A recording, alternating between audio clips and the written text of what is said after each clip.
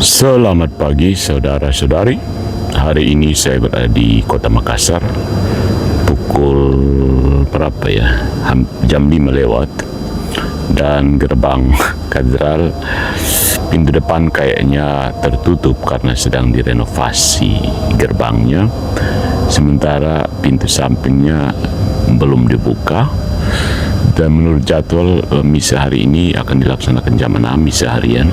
Sambil menunggu, kali ini saya akan membantu kita merefleksikan kisah perjalanan iman di kota Makassar, a.k.a. sejarah gereja Katolik di Makassar. Vamonos! Jadi sejarah gereja Katolik di Makassar tidak bermula dari sebuah gedung seperti katedral ini, tetapi datang dari laut. Ya, dia datang mengikuti jalur pelayaran, perdagangan, perjumpaan budaya, dan pergulatan kekuasaan. Karena itu, sejarah gereja di Makassar tidak bisa dibaca hanya sebagai kronologi kelembagaan. Dia merupakan kisah tentang bagaimana Injil memasuki ruang yang sudah penuh. Bagaimana Injil memasuki ruang yang sudah penuh. Penuh adat, penuh agama, penuh kepentingan politik, penuh perdagangan, dan penuh ambisi imperium. Jadi pada abad ke-16, Makassar sudah berkembang menjadi salah satu simpul perdagangan penting di kawasan timur Nusantara. Para pedagang Portugis hadir di Sulawesi Selatan sekurang-kurangnya sejak dekade 1540-an, disusul oleh kehadiran rohaniwan Katolik. Nah, sumber-sumber Portugis itu memperlihatkan bahwa pewartaan Kristen pernah bersentuhan langsung dengan istana dan bangsawan-bangsawan lokal. Meskipun hasilnya terbatas dan tidak berkembang menjadi kristianisasi kerajaannya. Berbeda dengan kita yang di timur. Ya. Nah, kenyataan ini penting ya. Injil tidak tiba di tanah kosong. Dia bertemu dengan kosmologi lokal, struktur kekerabatan, adat kerajaan, dan kemudian dengan proses Islamisasi Sulawesi Selatan pada awal abad ke-17. Nah, Makassar sendiri menjadi kota kosmopolitan, tempat komunitas Muslim, Portugis Katolik, Melayu, Tionghoa, India, dan bangsa-bangsa Eropa. Mereka hidup dalam jaringan perdagangan yang sama. Ya. Di sini sejarah mengajarkan sesuatu yang keras, hard lesson, tough lesson.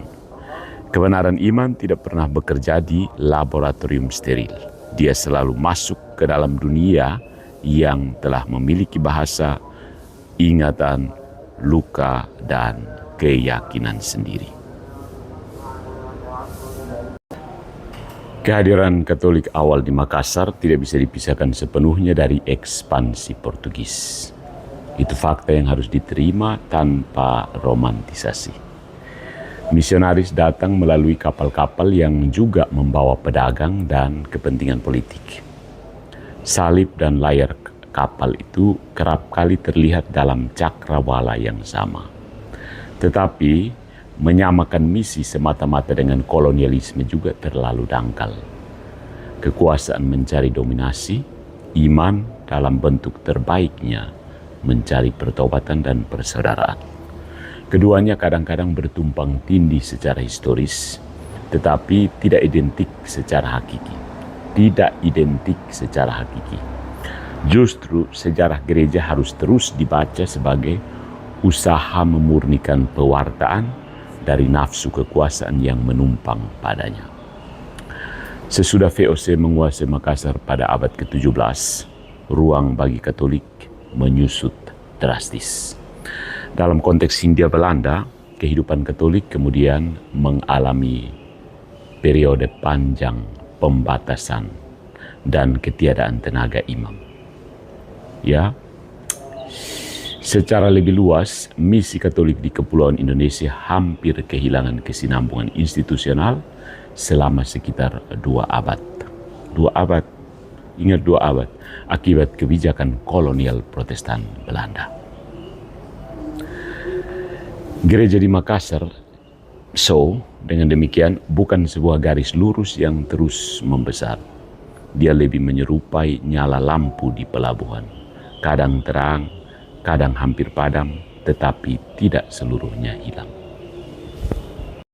Kehadiran Katolik modern memperoleh bentuk yang lebih tetap pada akhir abad ke-19 ya.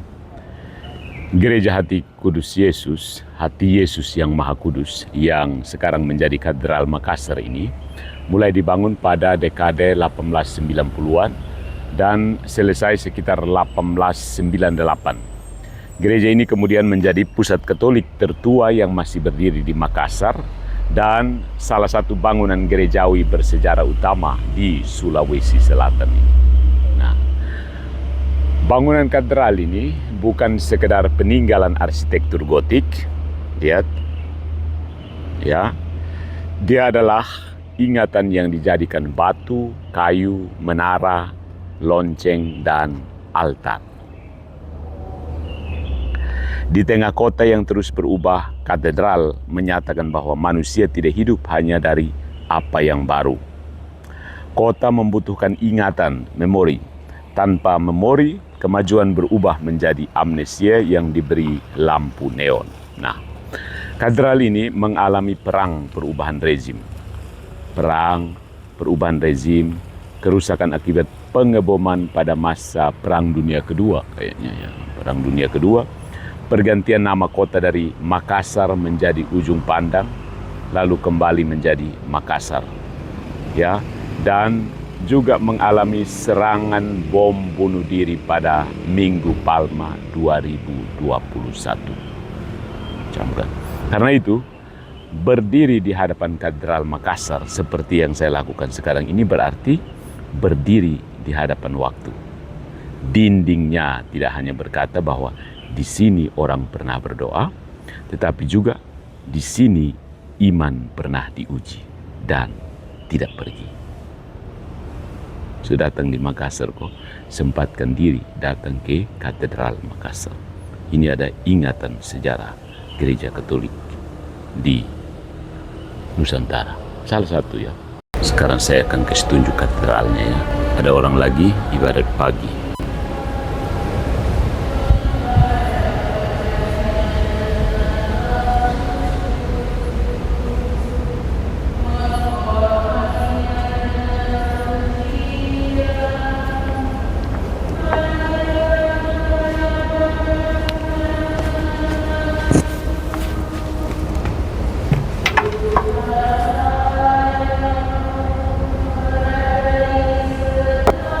Secara kelembagaan itu, wilayah Makassar ini dibentuk sebagai Prefektur Apostolik pada 13 April 1937 setelah dipisahkan dari Vikariat Apostolik Celebes.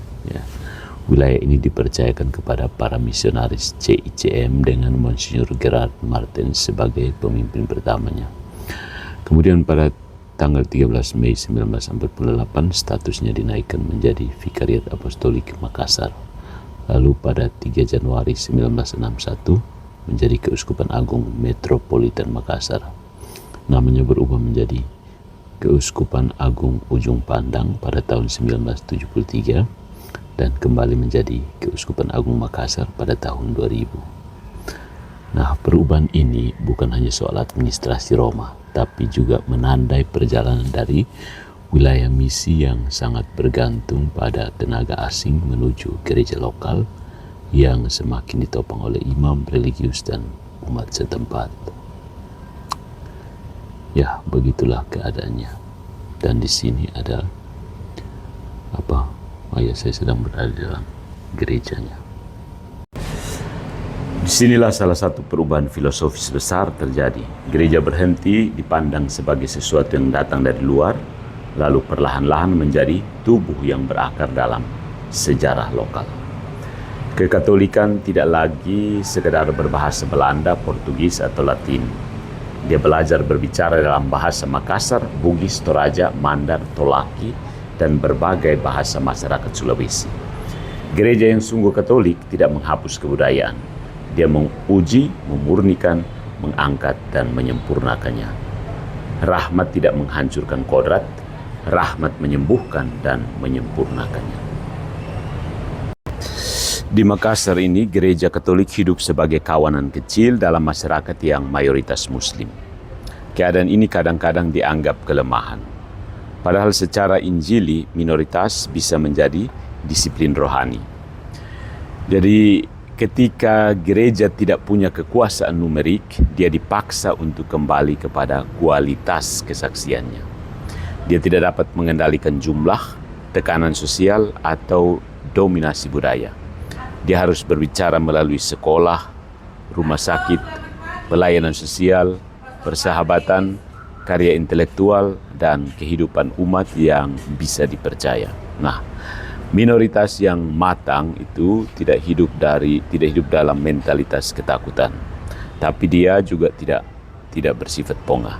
Dia tidak menghapus identitas demi diterima dan tidak mengobarkan permusuhan demi terlihat berani. Nah, dia berdiri teguh tanpa berteriak, hadir tanpa mendominasi. Dan secara filosofis, inilah kekuatan bentuk yang kecil. Garam tidak pernah memenuhi seluruh periuk, tetapi tanpa garam, seluruh masakan kehilangan rasa. Kamulah garam dan terang dunia. Makassar adalah kota pelabuhan. Hakikat pelabuhan adalah menerima kedatangan tanpa kehilangan daratan. Kapal datang dan pergi, tetapi pantai tetap memiliki nama. Demikian juga gereja. Dia harus terbuka terhadap perjumpaan, ilmu pengetahuan, modernitas, dan dialog lintas agama.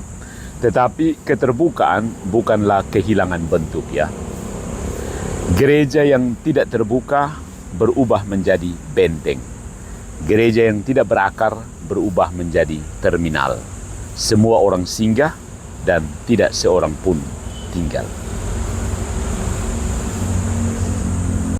Sejarah gereja di Makassar mengajarkan keseimbangan itu.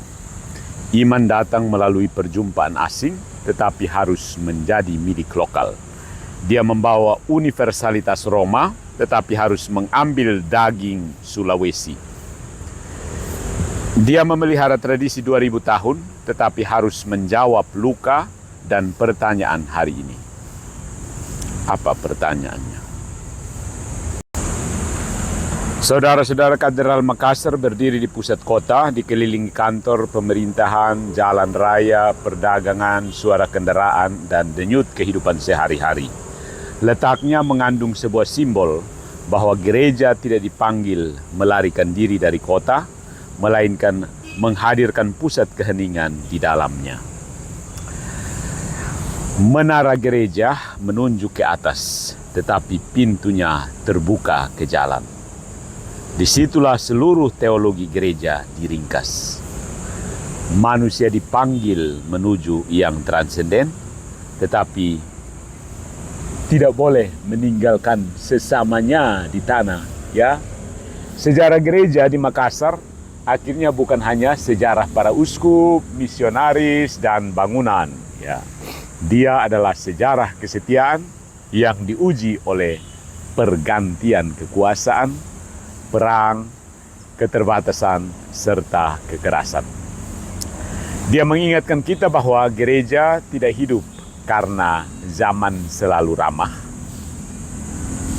Gereja hidup karena di tengah zaman yang berubah, ada orang-orang yang tetap menyalakan lilin, merayakan Ekaristi, mendidik anak-anak, merawat orang sakit, dan mengampuni ketika kebencian menawarkan jalan yang lebih mudah.